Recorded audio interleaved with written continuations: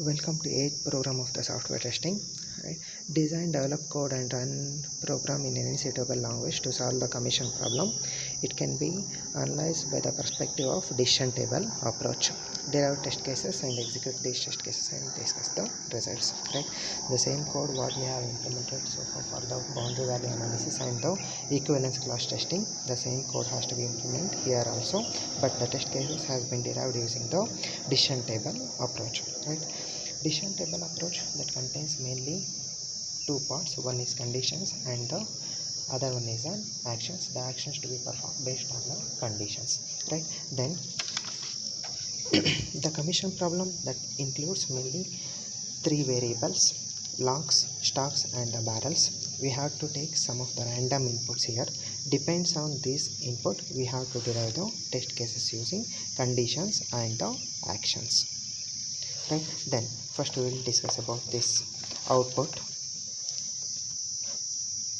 test cases. Then we have to derive some of the rules. Rules are nothing but the test case IDs. Right? We have to mention here is an R1 up to R6. These are the test case IDs. Log, stocks and barrels are the inputs for the commission problem. Right? We have to derive the expected output and the actual output. Right? Then here the logs has the value in between 1 to 70. Stocks has the value in between 1 to 80. Then the barrels has the value in between 1 to 90. Right? Then for the first case ID, that is R1, the logs has the value 65, that is within the range 1 to 70. Stocks has the value 1 to 80, but here we have taken 82. Barrels has the value 1 to 90. Right? Then in this decision table approach, there are some conditions has been given. Based on the conditions, actions to be performed. Right? If either C1 or C2, C3 that doesn't hold it, then no need to check C4, C5 and C6, because these are nothing but the values those are assigned to the particular variables. Logs has the value in between 1 to 70, stocks has the value in between 1 to 80, barrels has the value in between 1 to 90. If any one of the condition, either C1 or C2 or C3 that doesn't met, no need to check these condition, then we can say that is an invalid cases. Right? Then see, for the first input 65, 82 and 90, first we have to check this condition.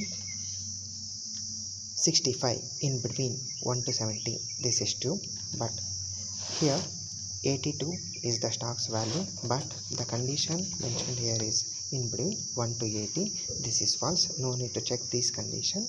If any one of the conditions C1 or C2 or C3 doesn't hold good, then the action to be performed there is an invalid. Right? Similarly, for the next two, logs has the value 75, stocks has 72, then barrels has 85. Logs is out of range value, stocks is within the range, barrels is within the range. Right? Then for this case, C1 has the value 75, this is not in between 1 to 70. Then R2, the first condition itself false, no need to check all these condition. Right? The action to be performed there is an invalid. Right? Then see, for the next case 53, 65, 95. 53 and 65 within the range, 95 is exceed the range of the barrels, because barrel has the range in between 1 to 90. Right? First two are true, then for the next this is a false. No need to identify this. The action to be performed is an invalid. Right? See, if all these conditions are true, then based on this we need to check the sales value. If the sales value that exceeds 1800, right, then the salesperson gets the 20% of the commission. If sales value that exceeds 1000, in between 1000 to 1800, then the salesperson gets the commission, there is a 15%. If the sales value that is less than or equal to 1000, right, then the salesperson gets the commission 10%. Right? For that case, see, for R4 55, 65, 75, logs has within the range, stocks has within range, and the barrels has also within the range. Then all the values are true. See, all three conditions are true. Right? Then we need to identify the sales value. Depends on the sales value, right? We need to check the which action to be performed, how much commission a salesperson gets, right? See, the sales value is 6,300. First, it checks this C4. Sales value 6,300 greater than 1,800. Yes, the condition is true. How much the commission salesperson gets? 20%, right? Where is it then? 20%. This is here. The action to be performed there is a salesperson gets 20% of the commission. Got it? Clear? Right. Then similarly, R5, 12, 13, 13, all values within the range, that is all the conditions are true, right? Total sales value he gets is 1,255.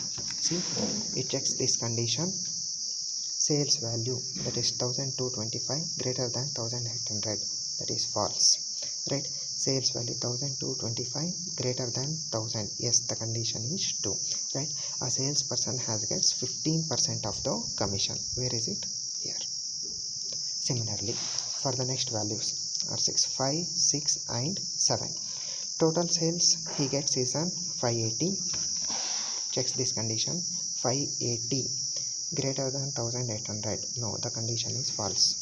Sales value greater than 1,000. The condition is false. 580, which is less than or equal to 1,000. Yes, the condition is true. Which action to be performed? He gets the 10% of the commission. This is the deriving the test cases for the inputs for the commission problem. Right. Thank you.